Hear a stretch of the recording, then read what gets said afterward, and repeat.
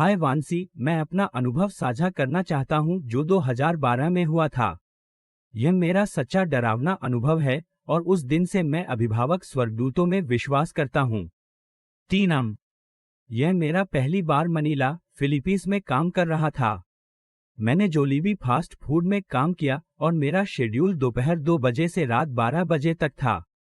उस समय हमारे पास ओवरटाइम चैरिटी थी, इसलिए हमें 2 घंटे सफाई करने की जरूरत थी। जब मैं दुकान से बाहर निकला तो लगभग 2:25 बजे थे। मेरी मौसी का घर जहां मैं रहता हूं पास ही है, इसलिए मुझे सवारी की आवश्यकता नहीं थी। मेरा सामान्य मार्ग राजमार्ग पर है जो बाईं सड़क पर है। जब मैं चल रहा था, किसी ने मेरे कान में फुसफुसाया। आवाज ने कहा, वहां मत जाओ। मैंने पीछे मुड़कर देखा तो मेरे पीछे कोई नहीं चल रहा था, लेकिन फुटपाथ पर कुछ लोग थे। मैं वापस चला गया और सही सड़क का उपयोग करके समाप्त हुआ।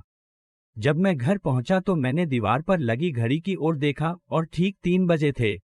मैंने गोली चलने की आवाज सुनी, लेकिन उस समय मैं इतनी नींद में था कि मैंने उस पर ज्यादा ध्यान नहीं दिया।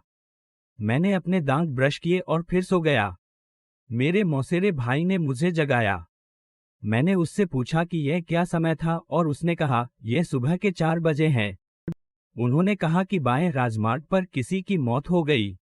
यह एक मोटरसाइकिल की दुकान पर सुरक्षा गार्ड था।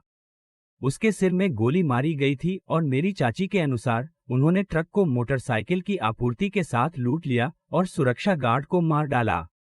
और ये सब हुआ तड़के 3 बजे। तभी मुझे सुनी हुई फुसफुसाहट याद आई। अगर मैंने उस बाएं रास्ते को लिया होता तो शायद मैं भी अब मर चुका होता अगर मैं अपराध का गवाह होता। मैं अपने अभिभावक देवदूत के लिए आभारी हूं, लेकिन सुरक्षा गार्ड के साथ जो हुआ उससे मैं दुखी भी हूं।